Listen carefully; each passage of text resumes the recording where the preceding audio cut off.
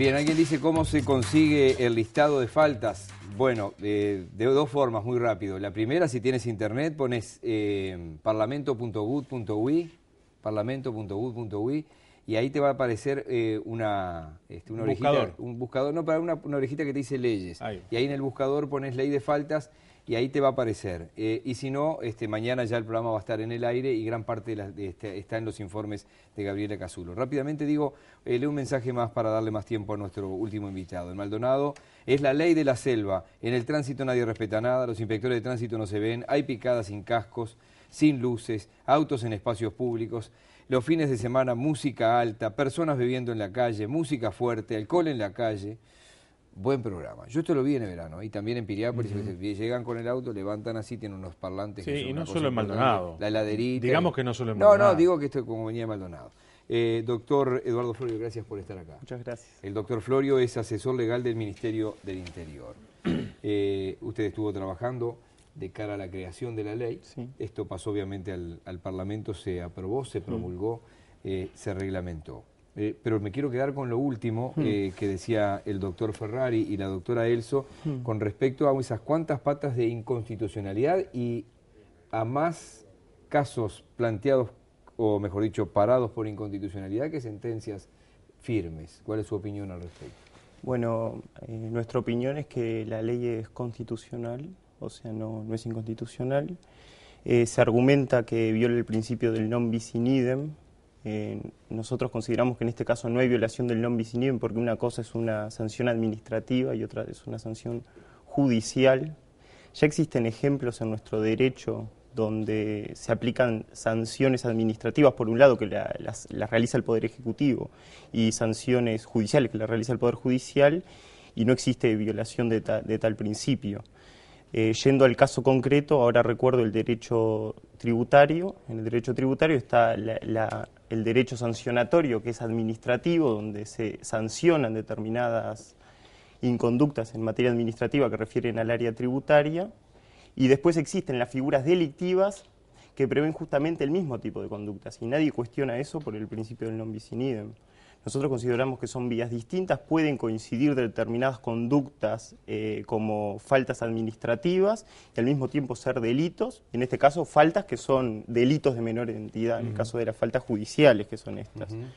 Yendo a un caso concreto, sería el caso de que un funcionario público cometiera un hurto en la administración pública, en ese caso recibiría un sumario administrativo, sería cesado por la comisión de dicha falta, pero a su vez probablemente sea procesado por la justicia, es el mismo hecho y no hay violación del principio del non bis in idem. Eso con respecto a ese tema. Después se hablaba de la pena que se le impone a aquel que cometa la falta, y se ha establecido con claridad que se puede incurrir en el trabajo forzoso, si quien es de alguna manera encontrado culpable por la realización de una pena no está de acuerdo con la realización del trabajo que se le impone, que es por otra parte la única alternativa que hay en materia sancionatoria. De hecho, no es la única alternativa que hay en materia sancionatoria. Lo que establece la norma hay dos alternativas, es el trabajo forzoso, no es el trabajo forzoso, es el trabajo comunitario. Y por otro lado, alternativa a eso, si no la cumple obviamente, es la prisión. Pero además hay convenios de la OIT que permiten justamente este tipo de sanciones de trabajo comunitario. O sea, eso está totalmente avalado por los organismos internacionales. Así que nosotros no compartimos esa visión de que eso sea inconstitucional, para nosotros se aplica y es constitucional. En el caso de que se aplique prisión para este tipo de faltas, en Montevideo y el área metropolitana, aunque no es su área específica, pero de repente lo sabe, ¿dónde irían a cumplir la prisión, por ejemplo? Y bueno, en eso tenemos previsto, en el caso concreto, unidades dentro del Instituto Nacional de Rehabilitación. Bien. Claro. Hablábamos al comienzo del programa y los dos abogados que nos acompañaban en los bloques anteriores decían que de alguna manera el interior fue olvidado por la ley y por la reglamentación posterior, no se crearon los juzgados de falta y tampoco se generó una estructura de recursos humanos que pudiera hacerse cargo. Sí, se reforzó la fiscalía, pero lo hablábamos, claro. Hablamos en la tanda, no al aire. Exactamente. Entonces, ¿por qué no se previó que la misma creación de juzgado que sí se previó en Montevideo se hiciera en el interior y por lo tanto recae esto en los juzgados penales. Sí, en el caso del interior serían los juzgados de paz, en el caso de la capital son los juzgados de falta que sí se crearon. Y bueno, ahí es una cuestión de opción que se toma en el momento de que se envían los proyectos. En este caso concreto se quiso priorizar la capital por el caudal de trabajo que existe en la capital con respecto al interior. Pero resulta que en el interior el volumen es bastante más importante de lo que capaz que se previó. Bueno, por ahora, en total, en los días de aplicación, según la información que nosotros tenemos, digamos, el sistema judicial viene dando abasto, o sea, eso no lo vemos así. Sin perjuicio de ello, hay que ir haciéndole el seguimiento a la ley de faltas, a cómo se viene aplicando, y eventualmente el Parlamento podría decidir sumar más rubros. Claro. En el rubro, tomando la palabra, en el rubro desborde, por ejemplo, la policía, por ejemplo, ¿cuánto se ha recargado con esto? ¿Cómo están evaluando ustedes desde el Ministerio del Interior esta situación? En este momento, obviamente, es una recarga de trabajo para la policía, pero nos parece muy positiva. Esto fue una decisión que es apoyada por el comando del Ministerio del Interior, es apoyado por la Dirección de la Policía Nacional.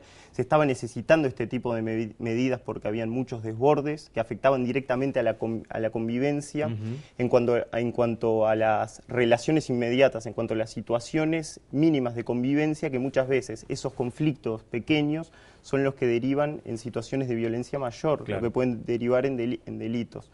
Entonces, para la policía, esto, si bien aumenta el trabajo, es una racionalización que le permite atacar, digamos, la problemática de la seguridad pública de otra manera. Claro.